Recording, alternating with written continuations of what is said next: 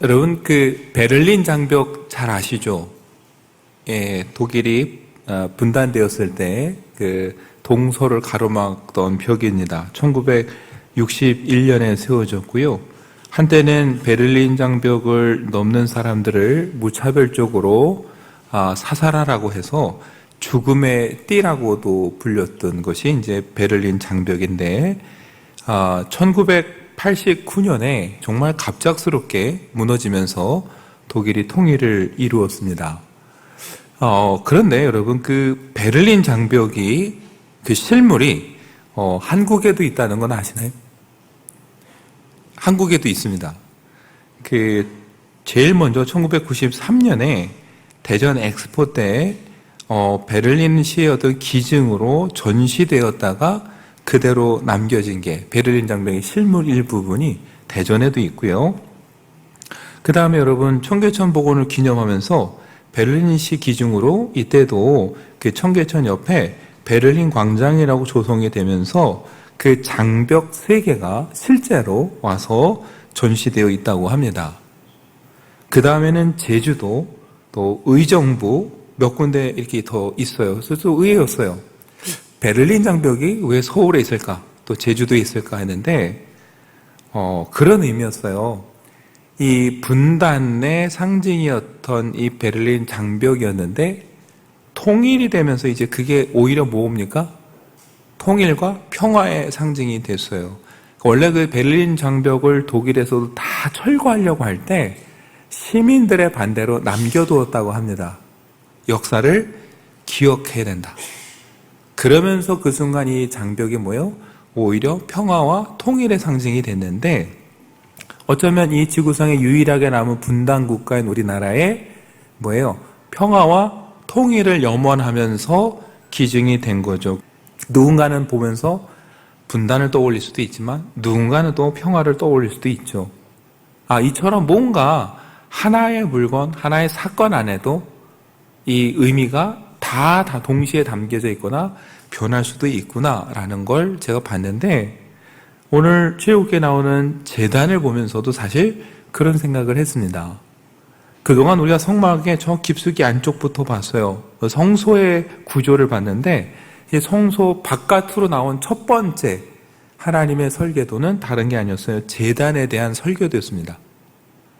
근데 왜 첫 번째로 제단일까? 근데 여러분 그 성막의 구조를 한번 보시면 들어가면 사람 입장에서는 뭐예요? 저 가장 바깥의 성막 울타리의 문을 들어서자마자 성막들 마당에서 제일 먼저 마주하는 건 오늘 볼 제단입니다. 그 제단을 거쳐서 그 다음 성소가 있어요. 지금까지 우리가 보던 성소. 물론 그 사이에 물두멍이 있지만 물두멍은 주로 제사장에게 적용되는 거였어요. 이스라엘 백성으로는 어쨌든 성막에 발을 디뎌서 제일 먼저 맞닥뜨리는 게 제단이고 그 제단을 거쳐야 누구 앞에 갑니까? 하나님 앞으로 나갈 수 있게 되는 거예요.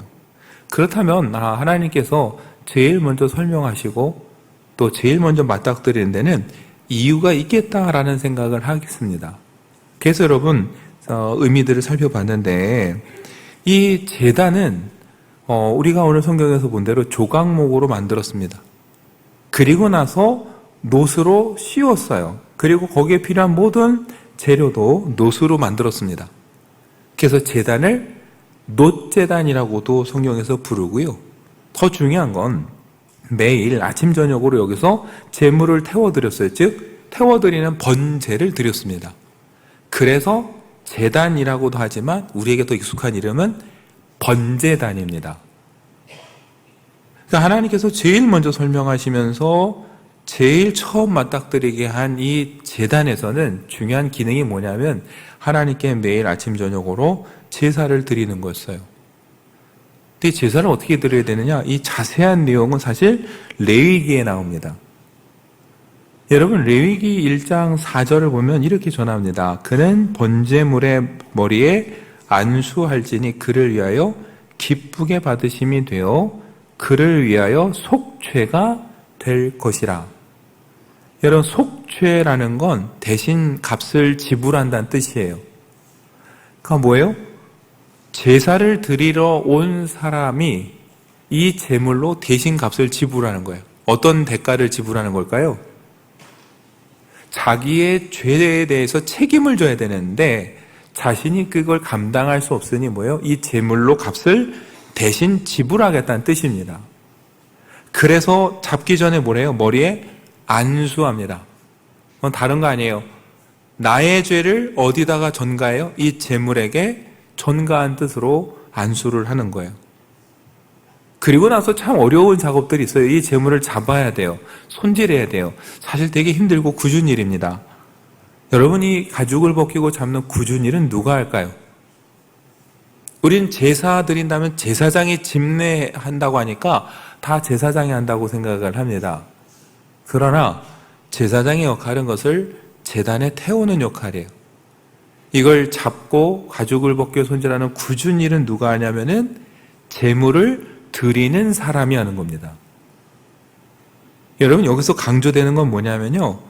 책임과 심판이에요. 하나님은 거룩한 분이라고 우리가 말을 합니다. 공의의 하나님이라고 말해요. 여러분 거룩하고 공의로운 하나님께서 그럼 죄를 아무 이유 없이 그냥 아무렇지도 않게 덮어주고 묵인해 주실 수 있을까요? 그럴 수 없습니다. 그러니까 죄를 짓고 부정한 상태로 하나님 앞에 나올 수가 없어요. 하나님 앞에 나오기 전에 제일 먼저 해야 될 건 다른 게 아니라 이 제단에서 죄를 하나님 앞에 고백하고 참회하는 거예요. 그리고 뭐예요? 실제로는 죄의 값을 따진다면 여기서 죽어야 되는 거예요. 그래서 사실은 어떻게 보면 이 제단은요, 무서운 곳이에요. 나의 죄를 인정하면서 죄에 대한 책임을 묻는 자리, 심판의 자리라고 할 수도 있습니다. 여러분, 이 문제를 극복하고 나서야 하나님 앞에 갈 수 있는 거예요. 그래서 하나님 앞에 나오는 사람이 제일 먼저 이 제단에 맞닥뜨리는 거예요. 그래서 거기서 뭐래요? 자기의 죄를 고백하고 인정하는 거예요. 회복하는 거예요. 여러분, 이러한 의미가 잘 생각하면 우리 예배 순서에도 담겨져 있습니다. 여러분, 우리가 예배 초반에 뭘 했죠? 우리가 오늘도? 다른 거 안 했습니다. 우리가 하나님 앞에 고백의 기도를 드렸어요. 그때 앞에서 인도하는 목사님이 얘기하잖아요. 한 주간 우리 삶을 되돌아보면서 침묵 가운데 하나님 앞에 우리의 죄를 고백한다고. 왜요? 물론 우리가 예수 그리스도의 은혜로 구원받았지만 또 한 주간 삶에서 우리가 보였던 얼마나 많은 허물이 있어요? 이걸 그대로 안고 하나님 앞에 가기엔 너무 부족한 거예요. 그래서 우리가 고요히 침묵하는 가운데 주님 앞에 우리의 죄를 고백하는 거죠. 이것이 뭐예요? 거룩한 하나님 앞에 나가기 전에 어쩌면 우리가 반드시 거쳐야 되는 과정인 거예요. 그래서 여러분 뭐예요? 우리가 이렇게 참여하는 마음으로 하나님 앞에 고백하고 나가는 거죠. 여러분들 중요한 건 참회의 기도 끝 다음에 무슨 순서가 있습니까? 침묵의 기도 후에 사죄의 선언, 확신이 있습니다. 우리의 죄를 하나님 앞에 고백할 때 어떻게 돼요? 하나님 우리 죄를 용서하세요. 그래서 우리가 이 침묵의 기도 끝에 선언하죠. 누구든지 그리스도 안에 있으면 새로운 피조물입니다. 우리는 예수 그리스도의 이름으로 용서받았습니다라는 선언과 함께 또다시 우리는 기쁨으로 찬양하며 예배하고 하나님 앞에 나가서 말씀을 듣게 되는 거예요. 여러분, 이 원리가 제단에도 담겨져 있어요. 아까 말씀했죠. 거룩한 하나님 앞에 나가기 전에 죄를 고백하고 용서를 구하는 과정이 필요하죠. 그 죄의 값을 따진다면 죽을 수밖에 없는 심판의 자리라고 말씀드렸어요. 그러나 하나님은 어떻게 하셨습니까? 제물을 통해 하나님이 그 죄를 용서해 주셨어요. 제사를 드리는 사람에게 책임을 묻지 않고 제물을 통해 대신 값을 치르시고 어떻게 돼요? 용서하시고 다시 기회를 주세요. 그러니까 이 제단은 동시에 여러분 심판의 자리이면서도 어떤 자리입니까? 다시 우리에게 기회를 주시는 은혜의 자리고 은혜의 상징이 되는 거예요. 그래서 아까 말씀드린 거예요. 한 곳에 두 가지 의미가 함께 공존하는 곳이 뭐예요? 제단입니다. 죄를 무섭게 다루시는 공의의 하나님의 모습이 그 속에도 있고 그러나 동시에 그 죄를 고백하며 나오는 사람들에게 다시 기회를 주시고 은혜를 베푸시는 하나님의 자비하심과 긍휼을 또한 경험하는 곳이 제단인 거예요. 여러분, 그렇다고 우리가 오해하면 안 되는 게, 하나님이 그러면 제물만 드리면 모든 걸 다 용서해 주시고 받아주시느냐? 그건 아니에요. 하나님이 제물을 좋아서 받고 문제를 해결해 주시는 게 아니라, 사실 제물보다는 뭐예요? 그 제물을 하나님 앞에 바치는 사람의 마음, 진짜 하나님 앞에 회개하는 마음, 그걸 하나님이 더 중요하게 여기는 거예요. 제물 드렸으니까 되겠지가 아니라, 제물을 드리면서 하나님, 저는 죄인입니다. 정말 사실은 제가 죽어야 하는데 제가 차마 죽을 수는 없고 이 제물을 통해 하나님께 용서를 구합니다. 용서해 주십시오라고 진심으로 눈물을 흘리며 회개하는 그 마음, 하나님이 그것을 보시고 용서해 주시고 구원해 주시는 거죠. 여러분, 이사야 선지자가 이걸 우리에게 잘 가르쳐 줍니다. 세번역 성경으로 이사야 1장 11절 보면은 이렇게 기록해요. 주님께서 말씀하신다. 무엇하러 나에게 이 많은 제물을 바치느냐? 나는 이제 수량의 번제물과 살진 짐승의 기름기가 지겹고, 나는 이제 숫송아지와 어린 양과 수염소의 피도 싫다. 그 뒤에 이유가 나와요. 왜 하나님이 갑자기 제물도 제사도 다 이렇게 싫다고 하느냐? 이사야 1장 16절 17절에 기록되기를, 너희는 씻어라. 스스로 정결하게 하여라. 내가 보는 앞에서 너희의 악한 행실을 버려라. 악한 일을 그치고 옳은 일을 하는 것을 배워라. 정의를 찾아라. 억압받는 사람을 도와주어라. 고아의 송사를 변호하여 주고 과부의 송사를 변론하여 주어라. 하나님이 왜 싫다고 하셨느냐?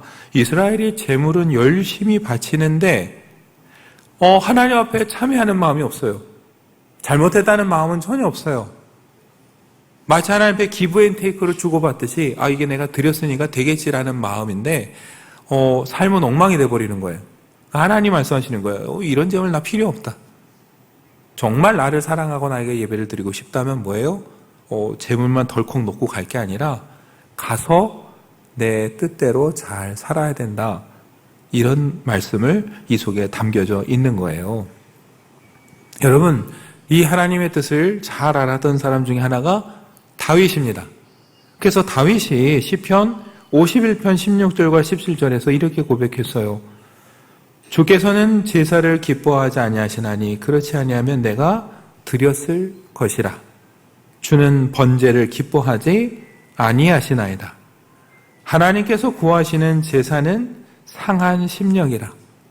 하나님이여 상하고 통회하는 마음을 주께서 멸시하지 아니하시리이다. 여러분, 이 말도 마찬가지예요. 제사를 기뻐하지 않는다, 번제를 기뻐하지 않는다라는 건 제사 드릴 필요 없다가 아니에요. 마음 없이 드려지는 제사 하나님 원치 않는다라는 거예요. 하나님이 정말 원하시는 건 뭐라고요? 17절에 있는 대로 상한 심령, 통회하는 마음, 하나님 앞에 정말 눈물을 흘리면서 회개하는 마음, 하나님이 정말 보시는 건 그거라는 거예요. 생각해보면 다윗도 흠이 있고 실수가 있는 사람입니다. 그러나 그가 잘했던 것 중에 하나는 뭡니까? 하나님이 그 죄를 지적하실 때 그때는 언제든 하나님 앞에 돌아서 진심으로 회개했다라는 것. 다윗이 경험한 하나님은 그거예요. 반드시 잘못을 지적하시고 책임을 물으시는 공의의 하나님이지만 그 앞에 눈물로 회개하는 자에게 또다시 기회를 주시는 은혜의 하나님에게도 하신, 여러분, 그 모습이 담겨진 것이 어디였어요? 제단이었어요. 죄를 덮어주시지도 않지만 그 앞에 참여하는 심령에게 다시 기회를 주시고 만나주시는 하나님, 은혜의 하나님이죠. 여러분, 그 제단의 구조에서 하나 더 눈여겨볼 게 있어요. 오늘 본문에 보면 제단이 반듯한 네모 모양으로 만들어졌는데 2절에 그 네 모퉁이에는 뭘 만듭니까? 뿔을 만들려고 그랬어요. 그것도 놋으로 감싸서. 근데 여러분, 나중에 성경에 보면 이 뿔이 어떤 기능을 하느냐? 생명을 살리는 기능을 합니다. 누군가 실수로, 정말 실수로 부주의해서 누굴 죽였을 때 달려와서 이 제단의 뿔을 잡는 동안 누구도 죽일 수 없었습니다. 대제사장이 신문에서 정말 고의가 없었다면은 그는 용서받을 살 수 있었어요. 여러분, 이게 뭘 보여줍니까?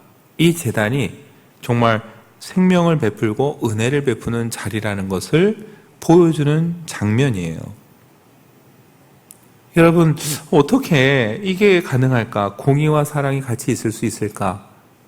근데 여러분, 잘 생각하면 이러한 모습들은 이미 성경에 있습니다. 전에도 말씀드렸는데요. 여러분, 가인이 동생을 죽였습니다. 그리고 쫓겨났어요. 근데 가인이 두려워합니다. 사람들이 자기를 죽이면 어쩔까? 여러분, 참 이기적이죠. 자기는 화나서 동생을 죽여놓고 남들이 자기 죽일까 봐 또 얼마나 걱정을 해요. 이게 사람인 것 같아요. 정말 우리 같으면 어떨까요? 인간적으로 좀 화가 나면 이 나쁜 놈 죽든 말든 할 텐데 하나님은 여기서 또 은혜를 베푸시죠. 창세기를 보면은 가인을 죽이는 자는 벌을 7배나 받으리라 하면서 가인에게 표를 주셨다라고 창세기는 기록합니다. 그 표가 어떻게 생겼는지는 알 수 없어요. 그런데 여러분, 곰곰이 생각해 보면은 뭐예요? 하나님이 표를 주셨다? 그 표 때문에 사람들이 가인을 죽이지 못할 거다. 이 얘기잖아요, 결론은. 그러면은 이렇게 적용을 볼 수 있어요.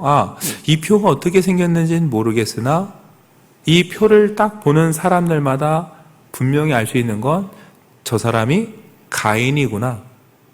동생을 죽였대. 저런 나쁜 사람이 있어? 죄인이 있어? 라고 수군대지만 동시에 뭘 알아요? 그런데 하나님께서 저 가인을 죽이면 벌을 7배나 받게 하셨어. 그러니 어떻게 해요? 야, 저 사람 그냥 둬야 돼 라는 거잖아요. 그러니까 가인이 일평생 그 표를 지고 살아가면서 다니는 동안 두 가지 얘기를 동시에 듣는 거예요. 죄인이야 라는 소리와 함께 대신 그런데 저 사람 죽이면 안 돼. 여러분, 이게 참 얼마나 역설적이에요? 나는 죄인이다라는 표시인데 동시에 그 표시 때문에 또 가인은 살아요. 여러분, 이게 하나님 보여주는 모습이에요. 죄를 죄라고 하지만 그러나 또 죄 가운데 긍휼을 베푸시는 하나님의 모습이죠. 여러분, 그 하나님의 은혜 앞에 우리가 어떻게 해야 됩니까? 그랬더니 하나님이 죽을 수밖에 없는 나를 용서해 주셨어요. 그때 어떤 느낌을 받을까요, 우리가? 감사함이죠. 기쁨이죠. 여러분, 그래서 그 마음으로 하나님 앞에 다시 제사를 드릴 땐 어떤 마음으로 드리겠습니까?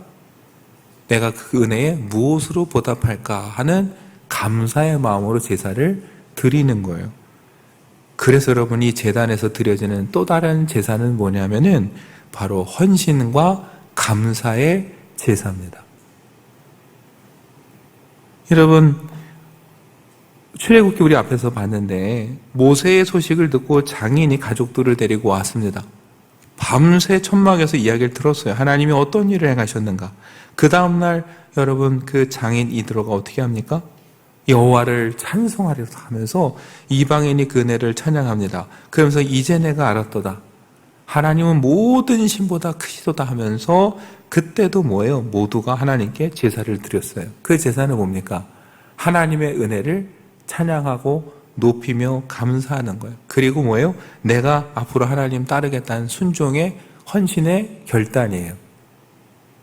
출애굽기 25장에서도 마찬가지입니다. 모세가 장로들과 함께 하나님을 만났어요. 그리고 나서 그 말씀을 백성들에게 전합니다. 백성들이 우리가 그 말씀대로 살겠습니다 라고 다짐했을 때 모세가 한 일은 다른 거 아닙니다. 12지파를 따라서 12기둥을 세우고 거기서 뭐예요? 하나님께 제사를 드렸어요. 그건 무슨 뜻입니까? 하나님, 저희가 하나님 말씀대로 살겠습니다는 다짐이에요. 여러분, 이게 우리 예배자의 마음이에요. 죄를 고백해야 돼요. 우리를 그래도 용서하신 하나님에 너무 감사해야 돼요. 감사해서 내가 하나님께 무엇으로 헌신하고 드릴까? 이 마음으로 끝나는 게 예배입니다. 그래서 뭐예요? 우리도 하나님 앞에 침묵의 기도, 고백의 기도, 사죄의 헌신, 그리고 하나님 주신 말씀 받고 그 말씀에 감사하는 마음으로 우리가 또 세상을 향해 결단하고 나가는 거예요. 이게 그 예배 구조입니다. 이게 그 일찍이 희미하게나마 그 제단에 다 담겨져 있는 거예요. 여러분, 이걸 우리에게 더 구체적으로 보여주시고 확인시켜 주신 분이 누구예요? 예수 그리스도예요. 여러분, 구약시대는 매일매일 제사를 드렸습니다. 그러나 예수님은 어떻게 하셨어요? 자기를 친히 제물로 내어주시고 대제사장이 되어주셔서 다시는 제물을 드리지 않아도 되게 해주셨어요. 그 값을 대신 지불하심으로 저와 여러분이 어떻게 돼요? 하나님 앞에 나갈 수 있는 길을 열어주셨어요. 그래서 여러분 아까 그림 보셨지만 번제단 거치고 제사장 통해서 물두멍에서 씻고 성소를 지나서 그 거쳐갔던 수많은 과정을 우리는 어때요? 이제 필요가 없이 주님의 이름으로 바로 하나님께 나갈 수 있는 은혜를 얻게 됐어요. 어떻게 해요? 예수님이 친히 제물이 되어 주셔서. 여러분, 그 은혜가 감사해서 우리가 뭐 하는 거예요? 오늘 주일날 예배 드리는 거예요. 나를 위해 죽으신 주님이 부활하셔서 우리를 구원하셨다는 그 은혜에 너무 감사해서 주님이 다시 부활하신 이날 우린 주님 앞에 나와서 참회하기도 하고 용서받은 것에 감사하기도 하고 내가 무엇으로 보답할까 하는 마음으로 예배를 드리고 돌아가는 거예요. 그리고 한 주간 그 마음으로 사는 겁니다. 그래서 히브리서 13장 15절 16절에 이렇게 얘기를 하는 거예요. 그러니 우리는 예수로 말미암아 끊임없이 하나님께 찬미의 제사를 드립시다. 왜요? 그 은혜가 너무 감사하기 때문에. 그런데 어떻게 그럼 찬미하고 예배하느냐? 이것은 곧 그의 이름을 고백하는 입술의 열매입니다. 주님의 이름을 고백하는 것이 뭐예요? 곧 예배고 예배의 결과예요. 그리고 그것으로 무엇으로 이어져야 되느냐? 16절에 선을 행함과 가진 것을 나눠주기를 소홀히 하지 마십시오. 하나님께서는 이런 제사를 기뻐하십니다. 여러분, 그러니까 오늘 우리가 이 시간 주님의 이름을 고백하며 찬양하는 예배를 기쁨으로 드려야 돼요. 그러나 거기서 끝나는 게 아니라 이 문을 나가서 어떻게 돼요? 하나님 보시기에 기뻐하는 삶을 살아야 되는 거예요. 왜요? 그게 하나님이 기뻐하시는 제사이기 때문에. 그러니까 오늘 여기서 나가는 순간 예배가 끝나는 게 아니라 예배는 매일 우리 삶 속에 계속 돼야 되는 겁니다. 왜요? 그 은혜가 너무 감사해서. 여러분, 예수님이 이 은혜를 어디서 이루셨어요? 십자가입니다. 십자가 여러분, 수치의 상징이에요. 그 시대에 죄인이 달려 죽던 곳이고 가장 고통스럽게 가장 수치스럽게 죽었기 때문에 하나님의 아들이라면 저기서 죽을 리는 없어라고 그래서 안 믿었어요. 그런데 주님이 부활하심으로 가장 수치스러웠던 그 십자가를 뭘로 바꾸셨어요? 구원의 상징이요, 구원의 능력으로 바꾸셨어요. 저와 여러분의 십자가는 뭡니까? 수치입니까? 자랑입니까? 바울의 고백대로 세상은 뭐라 할지라도 저와 여러분이 오직 자랑할 것은 예수 그리스도와 십자가밖에 없는 줄 믿습니다. 여러분, 십자가는 그 의미가 다 담겨져 있어요. 수치와 조롱, 그러나 그것을 은혜와 영광으로 바꿔주시는 주님의 은혜. 오늘 저와 여러분이 그 십자가의 은혜로 여기 섰음을 깨닫고 그 십자가의 은혜를 전하고 나눌 수 있는 그런 믿음의 사람 되시기를 간절히 축원합니다.